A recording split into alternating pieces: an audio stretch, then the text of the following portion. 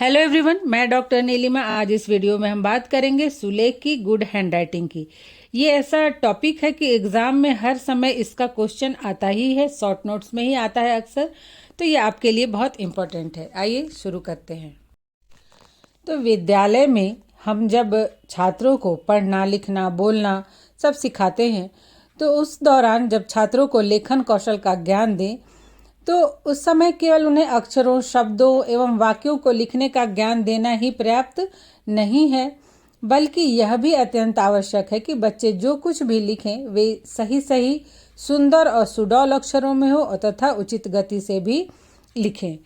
इसकी कुछ परिभाषाएं हैं। महात्मा गांधी ने कहा है कि सुलेख व्यक्ति की शिक्षा का एक आवश्यक पहलू है। उनकी एक और परिभाषा है महात्मा गांधी की, हस्तलिपि का खराब होना अधूरी पढ़ाई की निशानी है।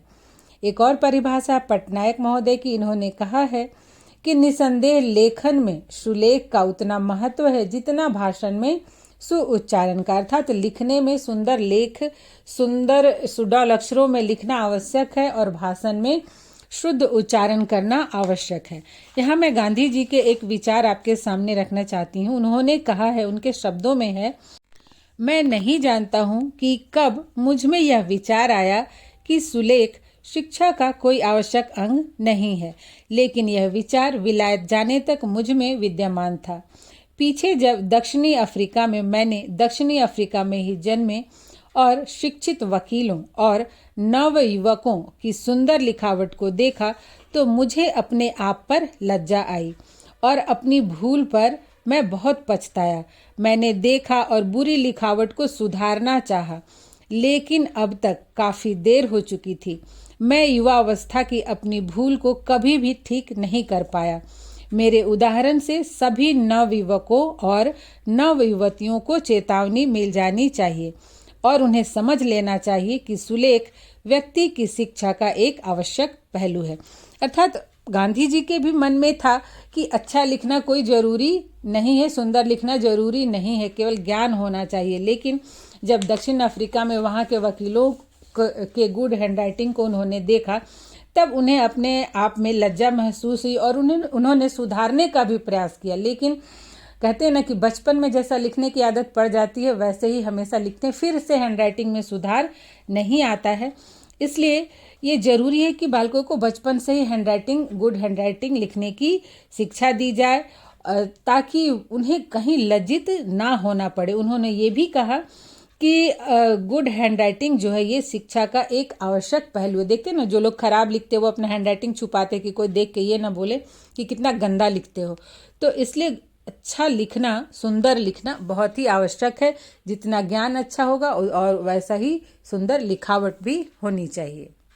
अब ये जो सुलेख शब्द है यह दो शब्दों से मिलकर बना है, सु प्लस लेख। अर्थात सु का अर्थ हुआ अच्छा और लेख का तो वही है लेखनी, जो लेखन है, आप जो लिखते हैं। तो अच्छे लेख का तात्पर्य वैसी लिखावट से है जिसमें अक्षरों, शब्दों एवं वाक्यों को सही सही, उचित आकार, उचित दूरी में लिखा गया हो, विभिन्न चिन्हों का प्रयोग उचित स्थान पर किया गया हो तथा जिसे अच्छी तरह से पढ़ा और समझा जा सके। मतलब ऐसे ही लिखना नहीं होता है, उसमें लिखने के जो टेक्निक्स है उनका पालन किया गया हो और सुंदर सुंदर लिखा गया हो। अब देखिए, विद्यालय में सबको हैंडराइटिंग लिखने के लिए दिया जाता है, चाहे वो हिंदी का हो, इंग्लिश का हो, लेकिन बच्चे लिखना नहीं चाहते क्योंकि एक एक पेज लिखना सबके लिए भारी लगता है। लेकिन इसका कुछ उद्देश्य है, कुछ उद्देश्य से ही शिक्षा में हैंडराइटिंग को महत्व दिया गया है। टीचर भी एक एक पेज देखेंगे, अक्सर बच्चों को देते हैं लिखने के लिए कि आपको लिख के आना है। आजकल तो बुक भी उसी तरह से छपकर आने लगे हैं। तो इसका जो पहला उद्देश्य है वह है सुंदर एवं सुडौल अक्षर विन्यास की आदत का विकास। अर्थात जो हैंडराइटिंग दिया जाता है इसका उद्देश्य होता है कि बच्चे सुंदर सुंदर लिखे, अक्षरों को उनके आकार में जिस तरह से उन्हें लिखा जाता है सुंदर से लिखने की आदत का विकास हो। वो रोज रोज लिखेंगे तो उनकी आदत वैसी ही बन जाएगी।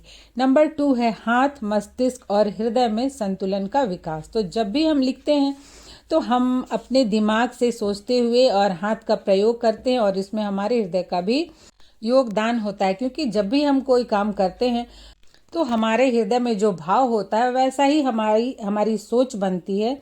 हमारा मस्तिष्क उसी दिशा में सोचता है और फिर उसी प्रकार से हम कार्य करते हैं, अपने हाथ को चलाते हैं।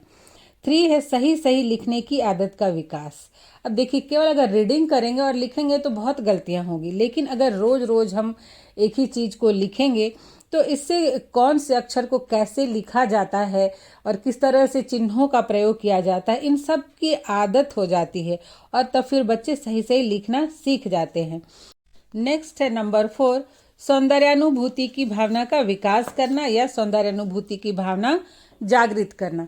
मतलब कि बच्चे अगर सुंदर लिखेंगे तो उनके मन में ये भावना जागृत होगी कि सुंदर लिखने का क्या प्रभाव पड़ता है, सुंदर लिखने से कितना अच्छा लगता है लिखावट। बच्चों को अपने हैंडराइटिंग को अच्छा बनाने के लिए अभ्यास करवाने का एक उद्देश्य है व्यवहारिक जीवन की तैयारी नंबर 5। अर्थात जो हम अच्छा लिखते हैं तो केवल ये लिखावट ही नहीं है, बल्कि एक व्यक्तित्व का, अच्छे व्यक्तित्व का घोतक भी होता है। और सुलेख जो है ये प्रत्येक क्षेत्र में, अर्थात जीवन के प्रत्येक क्षेत्र में सफलता प्राप्त करने में बहुत ही सहायता प्रदान करता है, विशेषकर छात्रों के लिए। जैसे कि यदि परीक्षा में सुंदर सुंदर हैंडराइटिंग लिखी तो जो भी कॉपी काटते हैं टीचर, उनका ध्यान, परीक्षक का ध्यान उस पर एकदम चला ही जाता है और उसका भी मार्क्स पर जरूर असर पड़ता ही है। फिर जब आप नौकरी प्राप्त कर रहे हो या फिर कहीं काम कर रहे हो तो वहाँ भी जिनका हैंडराइटिंग अच्छा होता है उनको थोड़ा तो अधिक महत्व दिया ही जाता है। जैसे कि आप देखेंगे कहीं भी एप्लीकेशन लिखना हो तो जिनका हैंडराइटिंग अच्छा है तो थोड़ा सा आप लिख दीजिए, या फिर जो सही सही लिखते हो, सुंदर लिखते हो, फिर उनको कहा जाता है कि आप जरा सा एक एप्लीकेशन लिख दीजिए।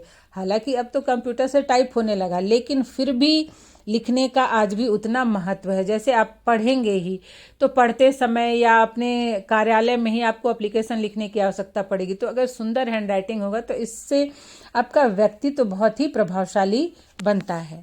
नेक्स्ट है नंबर 6, उचित गति में लिखने का अभ्यास। अब मान लीजिए कि लिख रहे हैं, लेकिन अगर धीरे धीरे लिख रहे हैं और सुंदर लिख रहे हैं तो फिर उसका कोई मतलब नहीं है, क्योंकि वैसे में तो आप एग्जाम में लिखने में या फिर जब क्लास में कुछ लिखाया जा रहा है या फिर डिक्टेशन हो रहा है तो उस समय तो पीछे रह जाएंगे।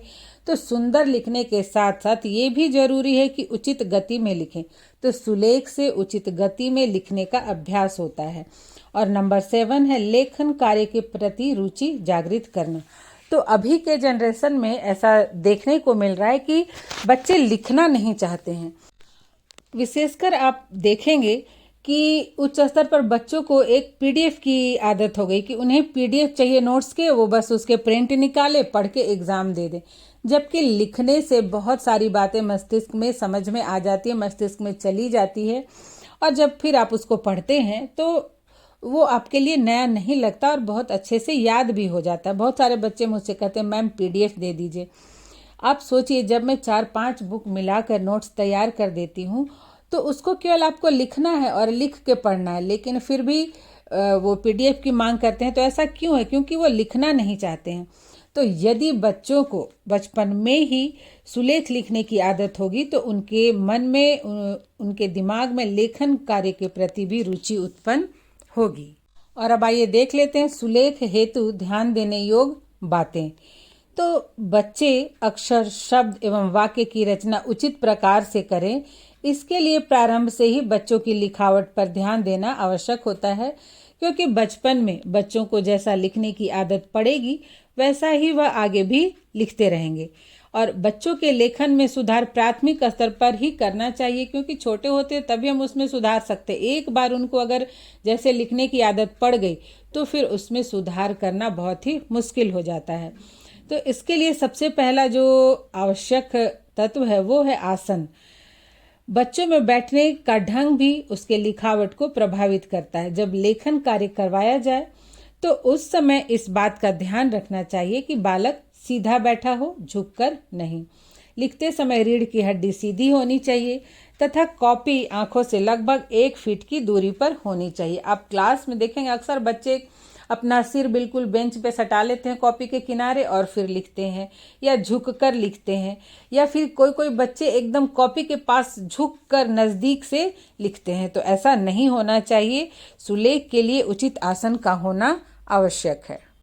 नेक्स्ट है नंबर 2, पेंसिल या कलम पकड़ने का तरीका। बच्चे जब तक 3 क्लास में होते हैं तो वो पेंसिल तक लिखते हैं, 4 क्लास से जनरली उन्हें पेन पकड़ा दिया जाता है। तो शिक्षक को चाहिए कि वे पहले स्वयं पेंसिल या कलम को पकड़कर बच्चों को दिखाएं कि उसे किस प्रकार से पकड़ना है।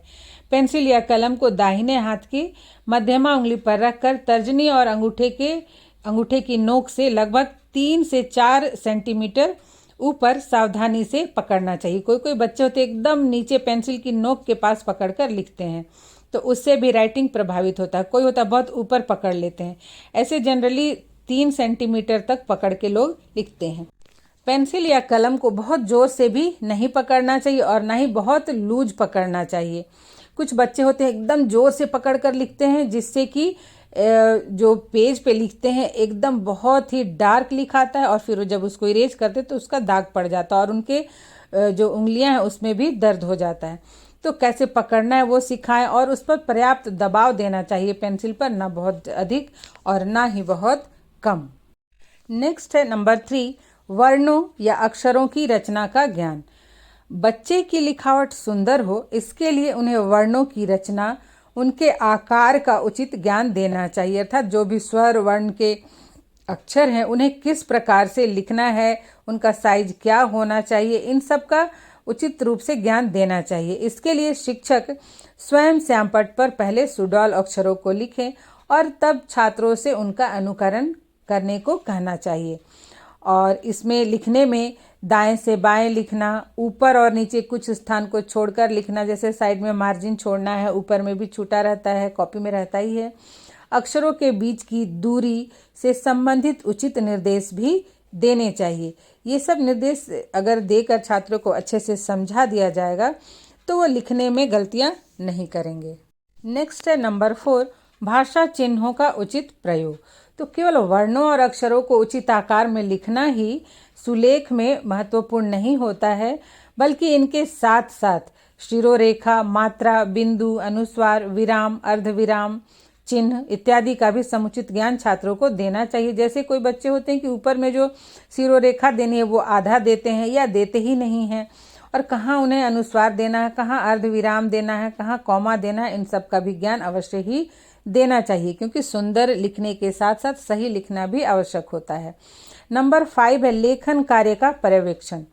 छात्रों से जब लेखन कार्य करवाया जाए तो उन्हें लेखन कार्य का अर्थात बच्चों के लेखन कार्य का पर्यवेक्षण भी शिक्षक को करना चाहिए तथा छात्रों के सामने ही उनके सुलेख कार्य का संशोधन किया जाना चाहिए। जैसे क्लास में टीचर पढ़ाते हैं, समझा दिए, ब्लैक बोर्ड पे लिख दिए क्वेश्चन आंसर। अब बच्चे जब कॉपी कर रहे हो तो घूम घूम के जरूर देखना चाहिए कि वो कैसे लिख रहे हैं, और जहाँ भी वो गलत तरीके से लिख रहे हैं या सुंदर नहीं लिख रहे हैं तो वहीं पे वो संशोधन किया जाए, क्योंकि बाद में फिर बच्चे उस पर ध्यान नहीं दे पाते हैं। नेक्स्ट है नंबर 6, अभ्यास। सुंदर लेखन का जो विकास है, सुंदर लिखने की आदत का विकास है, ये ना तो एक दिन में, एक महीने में या एक साल में हो सकता है, बल्कि इसके लिए निरंतर अभ्यास की आवश्यकता होती है। अतः छात्रों को इसका अभ्यास करवाते रहना चाहिए, उन्हें सुलेख लिखने को देना चाहिए और उनके सुलेख कार्य का मूल्यांकन भी करना चाहिए तथा प्रोत्साहन भी देना चाहिए। अक्सर देखा जाता है कि विद्यालयों में हैंडराइटिंग लिखने को तो दिया जाता है, लेकिन शिक्षक उसे कभी भी चेक नहीं करते हैं, तो उसे चेक अवश्य ही करना चाहिए। कई बार जो बुक्स होते हैं आजकल तो हिंदी इंग्लिश में, तो वो खाली ही रह जाते हैं और उनका सेशन समाप्त भी हो जाता है, बच्चे दूसरे क्लास में चले जाते हैं। तो इसे जरूर चेक करना चाहिए कि बच्चे क्या लिख रहे हैं, कैसे लिख रहे हैं, और फिर उसके अनुसार उन्हें निर्देश देने चाहिए। और अंत में है नंबर 7, मूल्यांकन। मूल्यांकन एक तो जब क्लास वर्क कराया जा रहा हो उस समय भी किया जा सकता है, और फिर एग्ज़ाम में भी छात्रों को डिक्टेशन लिया जाता है, क्लास में भी डिक्टेशन लिया जाता है और एग्ज़ाम के समय में भी डिक्टेशन लिया जाता है, जिसमें उनके गुड हैंडराइटिंग का ही मूल्यांकन होता है। तो जब सुलेख कार्य का मूल्यांकन करें तो 2 बातों पर ध्यान रखना चाहिए। नंबर 1 है लिखने की गति, कि बच्चे के लिखने की गति क्या है, जितना भी डिक्टेशन लिखवाया जा रहा है वो पूरा लिख पाता है या वो छोड़ देता है। और नंबर 2 है लेख की गुणवत्ता, कि वो जो भी लिख रहा है वो सुंदर और सही सही लिख रहा है या नहीं। इसी प्रकार से विभिन्न विषयों के ज्ञान के साथ साथ ये भी आवश्यक है कि जब उससे संबंधित बातें आप लिखें, एग्जाम दें, तो आपका लेखन भी सुंदर होना चाहिए। अब तो चूंकि आप लोग बीएड के स्टूडेंट हैं तो आपका हैंडराइटिंग जैसा था वैसा ही रहेगा, लेकिन जब आप टीचर बने तो बच्चों के हैंडराइटिंग पर अवश्य ध्यान दे सकते हैं और उन्हें गाइड कर सकते हैं। आशा करती हूँ ये वीडियो आपके लिए हेल्पफुल होगा। अगर हेल्पफुल हो तो कमेंट करें, लाइक करें और दूसरों को शेयर भी करें। आज यहीं तक, मिलते हैं नेक्स्ट वीडियो में।